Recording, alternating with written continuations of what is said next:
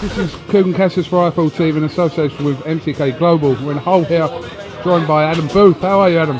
Alright. You alright? Terrorised me the last few days, haven't you? No. You have? No. You've had a right hard on for me the last few days. Rephrase that. You know what I mean. You've had a vendetta against Come me. on, move on. Good. How are you? Yeah, good, yeah, you?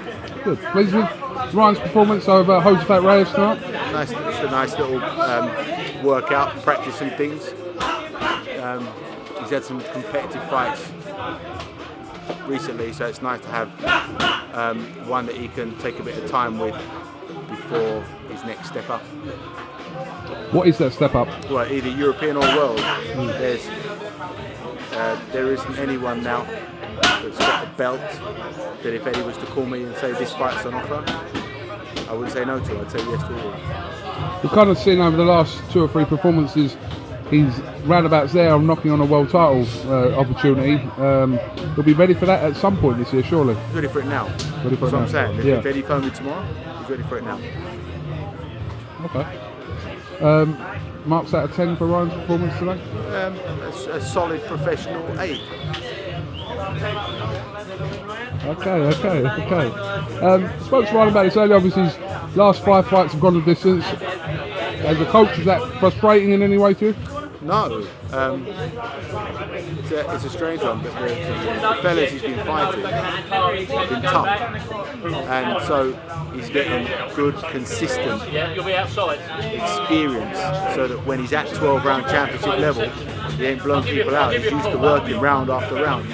Ryan Farag last time out, that was the best Ryan Farag, and Ryan Farag will give anyone in that bantamweight division a difficult night's work, and he won nearly every round. So for me, winning is everything, and then if the knockout comes, it's sweet. If you ask anyone he's boxed, they'll tell you that he's got a bit of power there, and sometimes they go into their shell a little bit. Is what you're seeing in training day in, day out, is that being exercised in the ring, in your opinion? Yeah. Progressively each time. Okay. Because all he wants to do is just go out there and let his hands go and tear into people, and he's got, he's learning to understand that as you go through the levels, you can't always have it your own way. You've got to set things up, and now there's a lot of setting things up. You can't, against class fighters, you can't just go out and let your hands go. You get caught, and he's now actually becoming very, very astute at creating his own openings. Okay. Are you going home now? What are you doing? Watch the fights and then go on. You're staying? You'll be in the hotel later? Turn your camera off. You're going to be in the hotel You should later? be on a register. Oh, easy. You should be on a register. You want to take that back? Can I say what you said to me at breakfast this morning? No, point blank no, if you say it. Let me get a quick fight prediction for you for next week. Hey. Haye and Bellew. Hey. Why?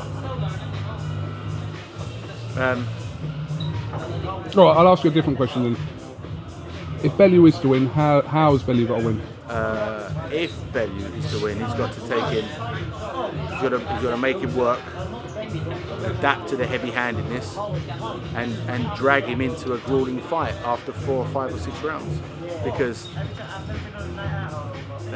Haye hasn't been in a taxing fight since Derek Chisora. That's quite a while ago, and no one knows, not even he'll know how he'll adapt if someone's able to take what he gives and keep putting it back at him. But I have to go with David.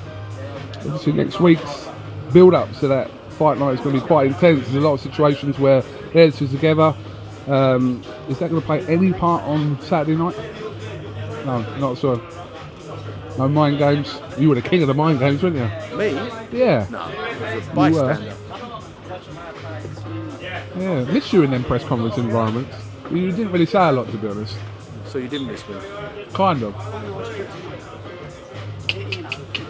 Adam Booth, thank you very much for talking to iFull TV. Respect.